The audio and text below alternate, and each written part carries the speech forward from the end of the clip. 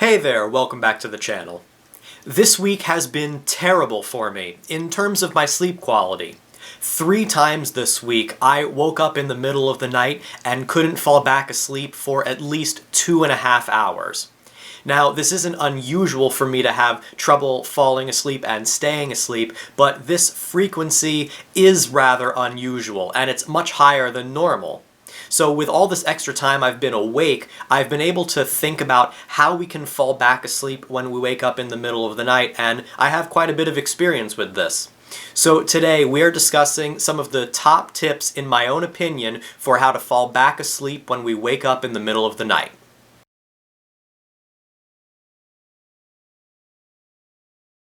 Hey everyone, my name is Matthew, and welcome to Calm Insomniac, where we're a community of people trying to get a better night's sleep.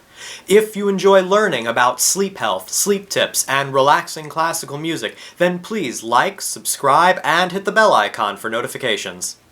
As with most of the things that we discuss on this channel, this is a huge topic, and we'll go into more depth later. I wanted to make today's video as a brief introduction. Let's remember that when we sleep during the night, we will wake up several times. We just won't remember most of those times. As part of our natural sleep cycle, we will wake up anywhere from 6 to 20 times a night. But most of those awakenings we're not exactly conscious. It's the times we wake up where we consciously remember waking up where we might have a problem. If we're aware that we wake up, it's natural to start worrying about the sleep we're losing and when we have to wake up and how tired we are, and all of these thoughts just serve to stress us out even more, which then further prevents us from actually falling asleep. These thoughts and concerns are known as sleep-related arousal. And sleep-related arousal is when we consciously think about our ability or lack of ability to fall asleep. And sleep-related arousal is a specific category of general cognitive arousal, which is our regular day-to-day thoughts and problem-solving. But experiencing sleep-related arousal, while common, is also a problem because studies have shown that this does increase our stress and possibly prolong periods of insomnia. And remember that most people will experience periods of acute insomnia throughout their life, and it's usually related to stress. But when we wake up and continue worrying about our lack of sleep, this can possibly prolong those episodes of acute insomnia. But how can we fall back asleep when we wake up in the middle of the night? If you missed one of my recent videos where I discussed the top 5 tips for the perfect sleep environment, I suggest you check out this video over here. But for today's video, I'm going to take a similar approach to that video. Meaning, I'm going to focus more on my own opinion and very light research as opposed to using concrete scientific evidence. I decided that for this topic it'd be better to give an introduction and speak from my own personal experience rather than go right into the science. And then we can do a future video where we discuss some of these tips and tricks in much more scientific detail. So with that background information out of the way, let's go ahead and get into some of the top tips and tricks for how to fall back asleep when we wake up in the middle of the night. The first and possibly most important tip is don't look at the clock. This is what we all naturally want to do first, but it's probably the worst thing that we can actually do. The clock is what stresses us out the most when we wake up in the middle of the night. If you're anything like me, when you wake up and check the clock, you immediately calculate how much longer you have until you need to wake up.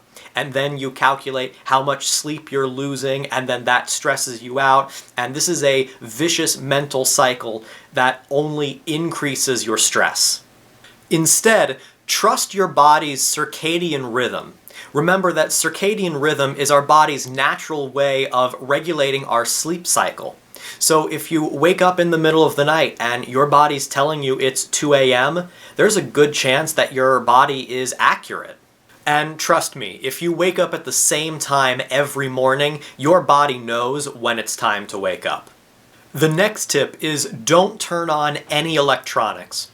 This is especially true if you use your phone as your clock, but don't turn on your phone or the TV or anything else that is a screen which emits light. These light-emitting devices are extremely harsh on our eyes, particularly at night, and seeing these lights at night can disrupt our circadian rhythm. The more we disrupt our circadian rhythm, the more likely we are of actually shifting our sleep cycle. Our sleep cycle can be altered based on getting too much light at the wrong time of day. So if you constantly use electronic devices with a screen up until 1 a.m., then it's very likely you will never fall asleep before 1 a.m. because your body's sleep cycle has been altered by several hours.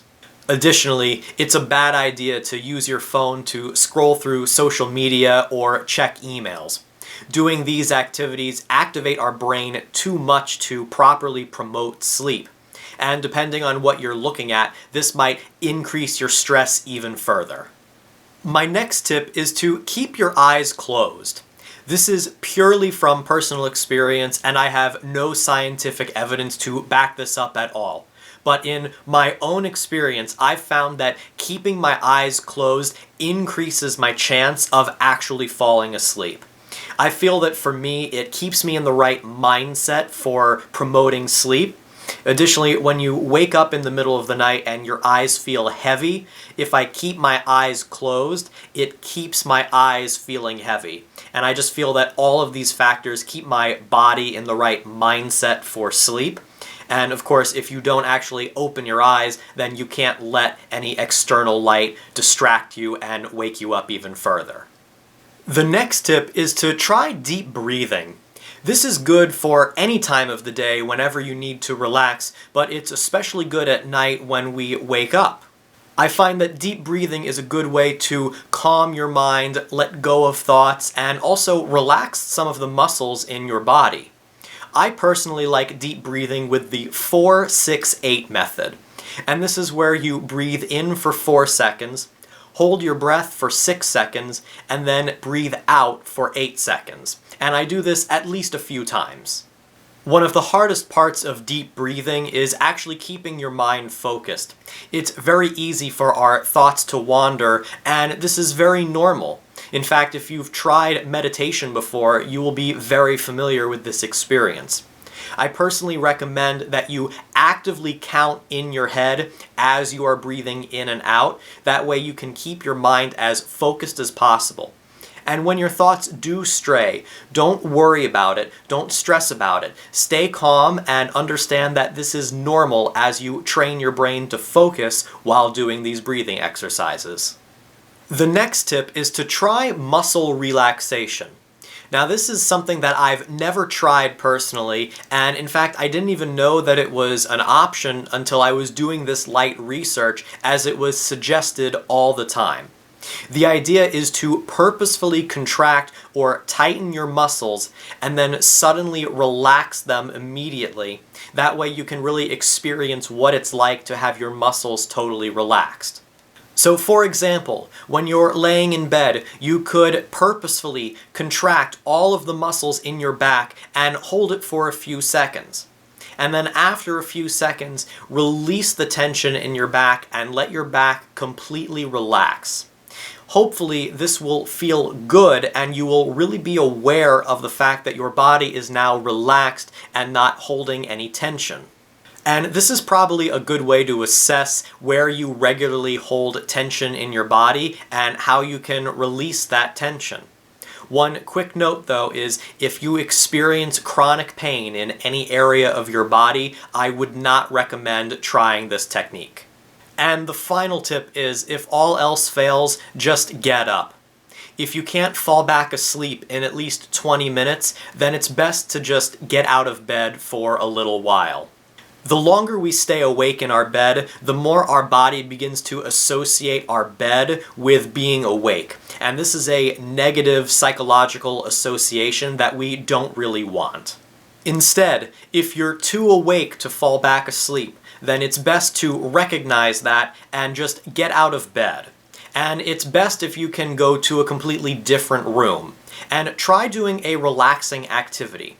But this can't be anything that involves a screen, so no phone, no TV, and you can't do anything that could increase your stress, such as checking social media or responding to emails.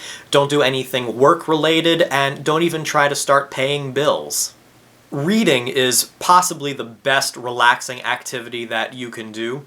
Just remember that your reading light needs to be as dim as possible while still allowing your eyes to read without straining. Another option is if you have a deck of cards, then you could play a quick game of solitaire by yourself. And keep doing this relaxing activity until you begin to feel tired, and only then do you return to bed. As a quick personal story, when I was in graduate school, there were 3 separate occasions where I happened to wake up at 2 a.m. and no matter what, I could not fall back asleep. So I ended up getting up around 6 in the morning and just went into school and got to my office and started doing some work. Now, I don't know if this is truly the best way to handle these situations, but I figured it was better to just get out of bed and start my day rather than stay in bed and worry about all the sleep I was losing. Alright, those are some of the top tips, in my opinion, for how to fall back asleep when you wake up in the middle of the night. This, I believe, is one of my shortest videos. I know I've said that before, but I actually think that might be true for this one. I guess I'll see what happens when I edit it. Remember that I made this video an introduction to this very broad topic and purposefully decided to include my own personal experiences and very minimal research rather than going straight into scientific data. We will do future videos where I discuss the science behind some of these tips, and those will be great topics for a future video. Let me know in the comments below, what are some of your favorite tips for how to fall back asleep, and what has worked best for you? Thank you so much for watching. I hope you enjoyed this. I hope you learned something. Don't forget to like, subscribe, follow me on Facebook and Pinterest, check out my website, and join my email list. All of those links are down below. If you enjoyed this video and want to learn some more sleep tips, then I suggest you watch this playlist right over here. And if you want to see one of my recent videos where I discuss the top 5 most relaxing pieces of choral music, then check out this video down over here. Thanks for watching. I'll see you next time.